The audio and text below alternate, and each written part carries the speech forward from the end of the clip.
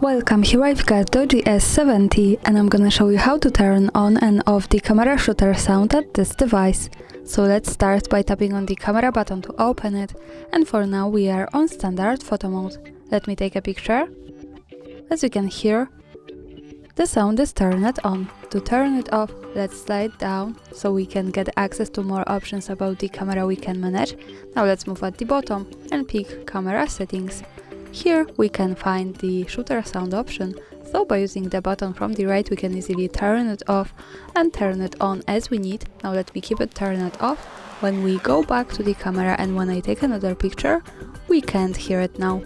And of course when we slide down again to left, then pick the camera settings and tap to shutter sound button, we can turn it on and hear it. And that's all, thanks for watching, subscribe our channel and leave the thumbs up.